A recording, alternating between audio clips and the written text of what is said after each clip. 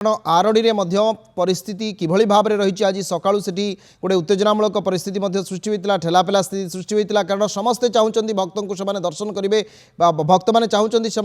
बाबा को दर्शन करेंगे आशीष भिक्षा करेंगे आशीर्वाद ने बाबाजी पाढ़ी ए संपर्क में अधिक सूचना देउछंती आरडी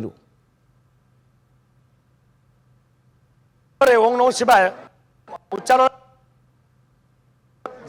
भक्त आज हूँ जागर यात्रा ये जागर यात्रा आम अच्छु बाबा आखणिक पीठ में देखिपे कि लोक भिड़ रही लोक मैंने दर्शन कर दर्शन कलापर निजर मनस्कामना पूर्ण कहीं बाबा को गुहारी कर बाबा पाखे जड़े दुख जनला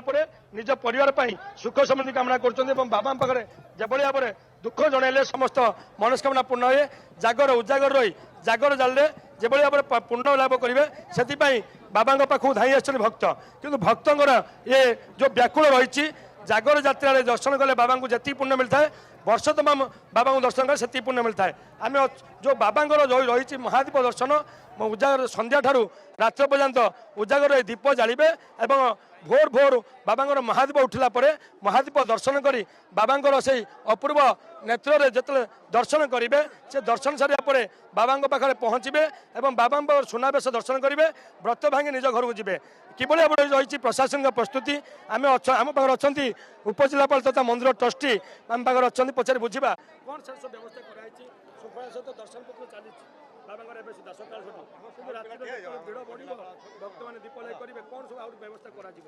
समस्त को नमस्कार। आज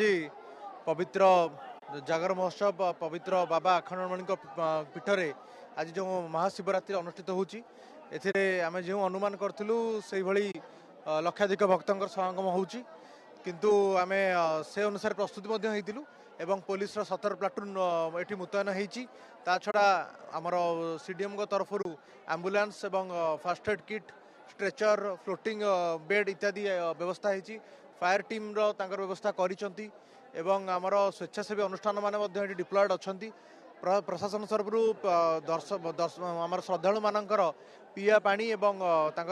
जो दर्शन वेट करें छामुंडा व्यवस्था करूँ तो मोटामोटी कह गले आम विभाग अधिकारी मानकर सहयोग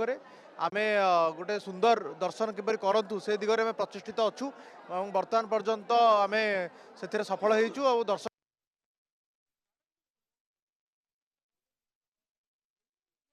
जब 3टी घाट रही घाटे आमर ओड्राफ टीम एवं फायर टीम मुतयन अच्छी बोट रही सब बोट्र इन्स्पेक्शन होती लाइफ जैकेट व्यवस्था कराई रेस्क्यू टीम डिप्लॉयड अच्छी छड़ा से कुंभीर स्पटिंग बेले बेले हुए से आम डीएफओ वाइल्ड लाइफ तरफ स्टाफ और बोट दिखाई इनकेस देखागला तो सेठेकार जो रास्ता टी आम सुगम करूँ आलोकरण कर तो सेठी जो मैंने केन्द्रापड़ा एवं चांदबाली आसुंच भक्त मैंने सुंदर भाव दर्शन करें आशा करुँ शुणुले भक्त मानकर जो यातायात सुगम हम और भक्त मैंने श्रृंखलित दर्शन करेंगे स्वतंत्र बेरिकेड कहतु बाबा जो महादीप दर्शन जब भाव में श्रृंखला करेंगे से समस्त प्रकार व्यवस्था कराई व्यवस्था को नहीं प्रशासन पूरा तत्पर अच्छी और प्रशासन जब तत्पर अच्छी अंपटे सेवायत जो नीतिकांति चलती सहल भाव में चली संध्या ठारू रात्र 12टा पर्यंत चलो महादीप चारिप्रहर पूजा रात्र 1टार सुनावेश और भोर 4:30 जो चलो बाबा जो अपूर्व जो नेत्र दर्शन करेंगे जो महादीप दर्शन करेंगे से दर्शन समस्त व्यवस्था सरी व्यवस्था जो भाव में श्रृंखला सहित दर्शन से समस्त भक्त आसन पचारे कौन कौट आसुँच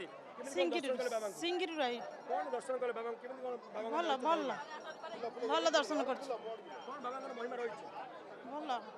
दर्शन कले कौन बाबा आज मानसिक कले आज जागर यात्रा भल टे देह पा भल रहा पाठ पढ़िया भल देखो देह पा भल रही निज परिवार मंगल रही निजे जो भाव में चाहते बाबा सब अपूर्व कौन कहे बाबा दर्शन बहुत भल भाव है आम केन्द्रापड़ारू आसचु आठ तो आम प्रति मानते सब वर्ष आम आसू जहाँ एत भिड़ बहुत खुशी भी लगुच आम स्टाफ भी सब अच्छा